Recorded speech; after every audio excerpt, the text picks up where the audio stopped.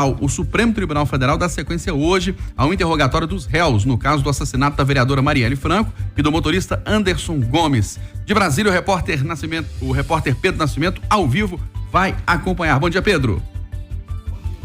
Bom dia, Eustáquio. Bom, hoje é o segundo dia desse interrogatório, né, que é de praxe em todo julgamento. É o momento em que os réus são questionados, têm a oportunidade ali de apresentar a sua defesa, e todos os 5 réus que são acusados de organizar e participar dessa morte da vereadora Marielle Franco e do motorista Anderson Gomes vão passar por esse procedimento. Ontem foi a vez do deputado federal Chiquinho Brazão ser interrogado diretamente da penitenciária onde ele está detido, que é a penitenciária federal de Campo Grande.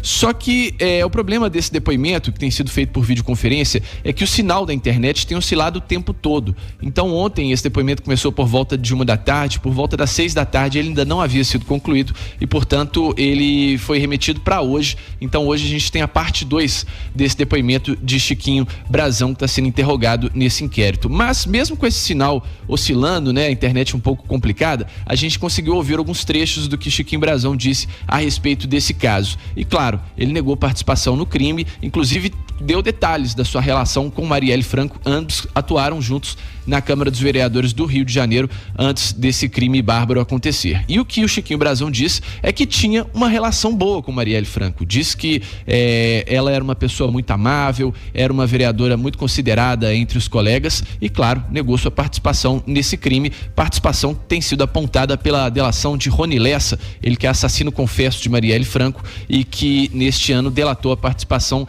de Chiquinho Brazão e outros acusados em organizar esse crime. Hoje, então, portanto, a gente tem a retomada desse depoimento e há também a expectativa que o irmão de Chiquinho Brazão, o conselheiro do Tribunal de Contas do Estado do Rio de Janeiro, Domingos Brazão, também seja ouvido nessa terça-feira. Ambos, como eu disse, são apontados como os autores intelectuais desse crime, né? Ou seja, eles planejaram a morte de Marielle Franco em uma espécie de um recado contra aqueles que se oponham aos planos de expansão deles em áreas dominadas pela milícia no Rio de Janeiro. Também devem ser ouvidos até o final desta semana, Eustáquio, o delegado Rivaldo Barbosa, que chefiava a Polícia Civil à época do crime, e os milicianos Paulo Pereira e Robson Calixto da Fonseca. Depois desses interrogatórios, que acontecem até sexta-feira, as partes terão um prazo de 15 dias para apresentar as alegações finais, né, que são as últimas manifestações nesse processo, e então a corte fica liberada para marcar o julgamento do caso Marielle, que se arrasta já há muitos anos no judiciário brasileiro.